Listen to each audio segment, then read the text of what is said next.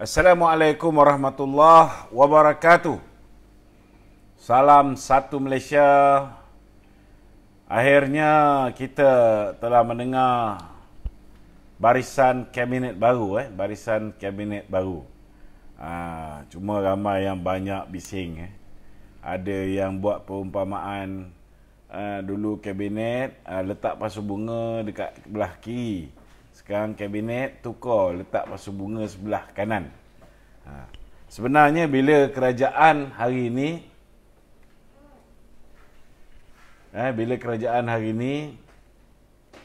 bertukar Perdana Menteri. Ni ramai orang confuse. Mereka ni duk ingat bahawa kerajaan hari ini ialah kerajaan UMNO.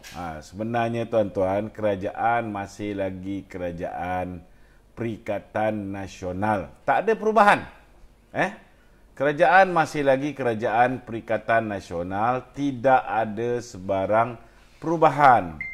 Yang berubahnya, Perdana Menteri turun letak jawatan, digantikan oleh Timbalan Perdana Menteri. Jadi, ramai yang mengharapkan bila hari ini pemimpin UMNO diangkat menjadi Perdana Menteri, maka barisan kabinet akan dipenuhi oleh orang UMNO, barisan kabinet akan dipenuhi oleh muka-muka baru dan sebagainya. Saya nak beritahu pada kawan-kawan yang mengharap begitu, kita ni bukan baru lepas pilihan raya.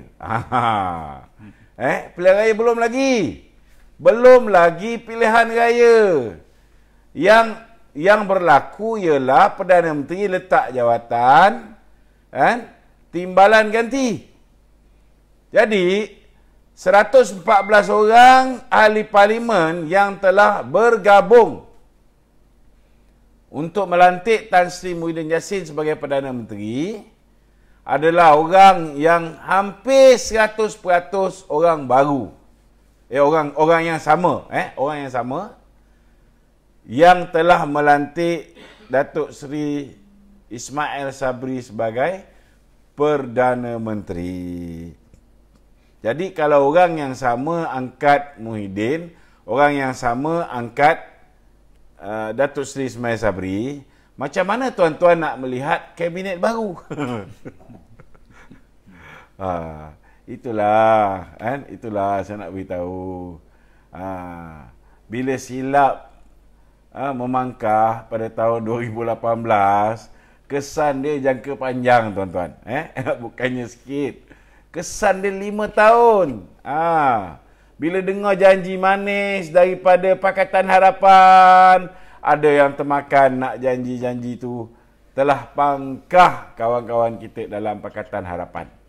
Habis bila dah undi banyak pergi ke Pakatan Harapan, berapa banyak yang tinggal untuk memenangkan UMNO? UMNO hanya memenangi 54 kursi. Campur dengan satu pilihan raya lagi, dia dapat tambah lagi satu kursi, maknanya 55 kursi. Lepas tu BN berapa pula? 79 kursi saja. Boleh bentuk kerajaan tak? Tak boleh. Tak boleh. Jadi walaupun Datuk Seri Ismail Sabri dia menjadi Perdana Menteri, boleh tak dia buat kerajaan kabinet dia sendiri? Kabinet yang terdiri daripada orang yang dia suka, orang yang dia yakin boleh melaksanakan tanggungjawab dengan baik. Tak boleh, tuan-tuan. Dia kena faham bahawa kerajaan yang dia pimpin hari ini ialah kerajaan campuran.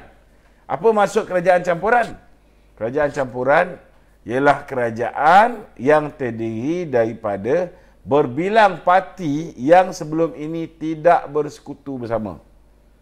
Contohnya, Barisan Nasional. Kita ada parti yang bernaung di bawah Barisan Nasional. Parti apa? Kita ada MCA, kita ada MIC, kita ada PBRS. Betul Ini je parti yang bergabung dengan kita, yang dianggap sebagai kerajaan Barisan Nasional dulu. Sebelum tu ada 14 parti komponen, tapi banyak yang dah buat haluan masing-masing. Jadi hari ini kita bentuk kerajaan dengan bersatu. Kita bentuk kerajaan dengan PAS. Kita bentuk kerajaan dengan apa lagi? Gerakan. Dengan beberapa parti politik. Boleh tak kita bentuk kerajaan, kan? Hanya BN saja yang menjadi menteri. Kita letak muka-muka baru. Kan? Tak boleh. Tak boleh. Sebab apa tak boleh? Sebab tuan-tuan lah. Bukan yang menonton ni. Tetapi tuan-tuan yang telah mengundi Pakatan Harapan dalam pilihan raya lepas. Jadi hari ini, walaupun UMNO masih lagi majoriti, masih lagi parti terbesar, kita tak boleh membentuk kerajaan tanpa rakan-rakan yang sebelum ini menjadi musuh kita. Itulah yang dipanggil sebagai kerajaan campuran. Kerajaan yang terdiri daripada gabungan mereka yang sebelum ini menjadi kerajaan campur dengan mereka yang sebelum ini menjadi pembangkang. Jadi bila buat kerajaan campuran, kita tak boleh jadi Perdana Menteri, kita lantik orang kita je. Macam itu hari Muhyiddin banyak dilantik orang dia je kan. Akhir sekali mendapat bantahan. Betul tak? Jadi sebelumlah apa yang Muhyiddin dilalui oleh Datuk Seri Ismail Sabri, maka apa yang berlaku ialah dia meneruskan kabinet yang sebelum ini ialah kabinet Muhyiddin. Sebab apa dia meneruskan kabinet Muhyiddin? Sebab orang yang sama yang mengangkat Muhyiddin, kan? Maka warlord, mereka-mereka yang berpengaruh yang sama jugalah yang diangkat oleh Datuk Seri Ismail Sabri sebagai menteri-menteri kabinetnya. Kalau dia tak angkat, kan, orang yang berpengaruh yang ada di dalam kabinet Muhyiddin, maka kalau hilang 3 orang je MP, dia akan kehilangan kerajaan ataupun kehilangan jawatan Perdana Menteri dia. Ini kena faham. Jadi kalau kita nak tengok sebuah kerajaan dengan muka baru, dengan orang yang bersih, dengan orang yang ada integriti, dengan orang yang tidak ada masalah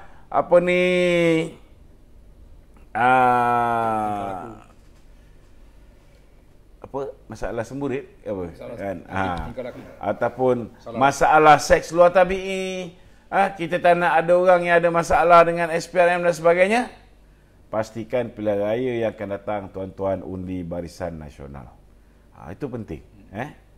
Bila Barisan Nasional kembali menjadi sebuah parti yang tanpa bantuan musuh, kita boleh bentuk kerajaan. Pada ketika itu tuan-tuan, tidak akan lagi berlaku seperti mana apa yang berlaku hari ini. Kita boleh memerintah mengikut acuan kita sendiri. Kita boleh membentuk kabinet mengikut kehendak kita sendiri. Kan? Kita boleh pilih orang yang berwibawa, orang yang yang bagus untuk menjadi kerajaan. Tapi sekarang ni apa pilihan yang Datuk Seri Ismail Sabri ada? Kan? Dia terpaksa memilih muka-muka yang sama, malah ada pula muka Syahidah Kasim ni pun diangkat menjadi menteri. Menteri wilayah pula tu. Aduh, hai. Tapi rezeki kan. Sebab menteri wilayah yang patut diangkat tu tak boleh nak diangkat. Rezekilah Syahidah Kasim dapat jadi menteri wilayah.